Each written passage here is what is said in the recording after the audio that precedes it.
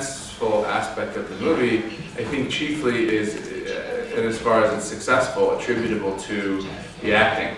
You know, you have these actors, and you watch them, and if you're living realistically through them and empathizing with them, you know, when they're in a position where their life seems to be in danger, it will bring up your heart rate. I mean, as an actor, this is something that I really believe, and some people disagree with me, but I think if you look, for example, at The French Connection, which is a famous driving race movie, and this is something that I thought about a lot for the town.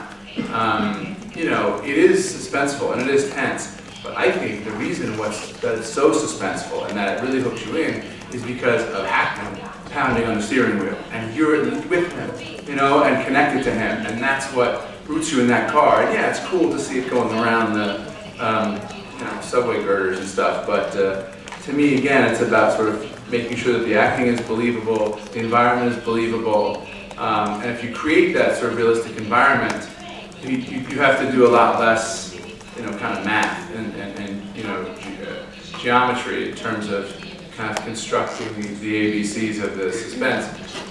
You know, good writing, good acting, and then I think as a director sometimes it's counterintuitive, but the smartest thing to do is to just get out of the way, to not try to gild the lily, to embellish it, to add some low tracking shot that's gonna that subconsciously tells the audience, oh, I see, this is a movie. This is a director showing me something slick. This isn't real life. This is a guy showing me that he got a bungee cam for the day, or they shot with the Russian arm, or this stuff that, you know, while very sexy and great, and there are some masters at doing it, my personal feeling is that at times that can actually trigger a sort of a distance in the audience, where subconsciously they get these cues that says, I'm not looking at something realistic because the camera's in a place that no normal, real observer could actually be.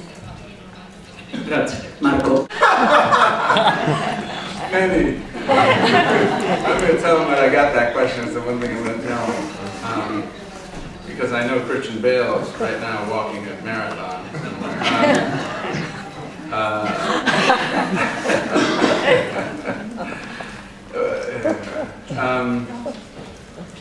Other filmmakers. What was the other first question?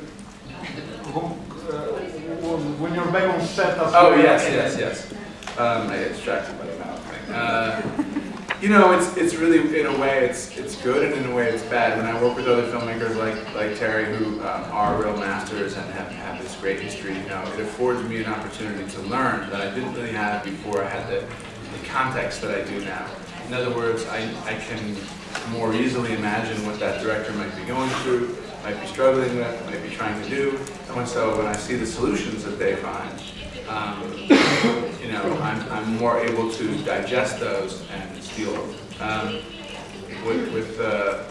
With directors that, you know, I don't connect with, it is frustrating because, you know, naturally you know, and I've had directors that I've gone back and forth with in my career.